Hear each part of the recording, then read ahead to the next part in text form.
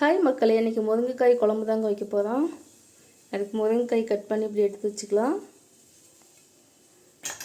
சின்ன வெங்காயம் கொஞ்சம், குழம்பு மசாலா பொடி, தனி மிளகாத்தூள் கொஞ்சம், தேங்காய் கொஞ்சம், தக்காளி 1, கடுகு கொஞ்சம், கறிவேப்பிலை கொஞ்சம், உப்பு தேவையான அளவு. இப்போ வாங்க எப்படி செய்யலான்னு பார்க்கலாம். சட்டி சூடாயிருச்சுங்க, எண்ணெய் ஊற்றிக்கலாம்.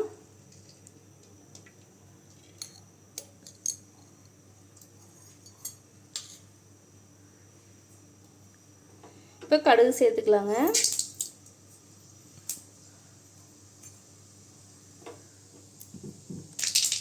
கடுகு வெடிச்சிருச்சு, வெங்காயம் போட்டுக்கலாங்க.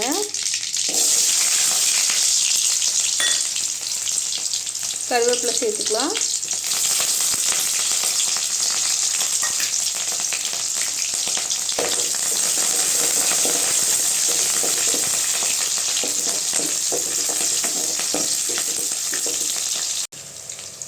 இப்போ வெங்காயம் நல்லா வதங்கிடுச்சுங்க, தக்காளி சேர்த்துக்கலாம். தக்காளி நான் அரைச்சி தாங்க சேர்த்துக்கிறேன். தக்காளி நல்லா பச்சை வாசனை போகிற அளவுக்கு வதங்கட்டுங்க.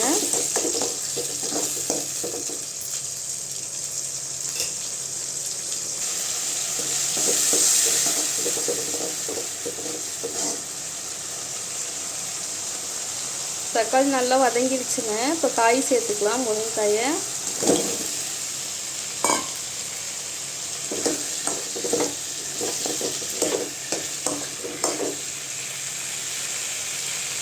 குழம்பு மசாலா பொடி சேர்த்துக்கலாங்க. அடுத்து மிளகாத்தூள் சேர்த்துக்கலாம். தண்ணி ஊற்றிக்கலாங்க.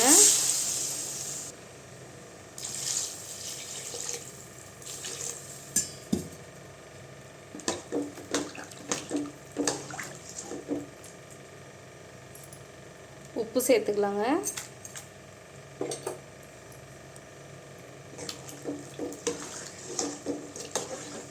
நல்லா கலந்து விட்டுக்கலாம். குழம்பு நல்லா கொதிக்கிட்டுங்க, பார்க்கலாம். இப்போ குழம்பு ரெடி ஆயிடுச்சுங்க. முருங்கைக்காயில் நல்லா வெந்துருச்சு. இப்போ அரைச்சி வச்ச தேங்காய் அது கூட சேர்த்துக்கலாம்.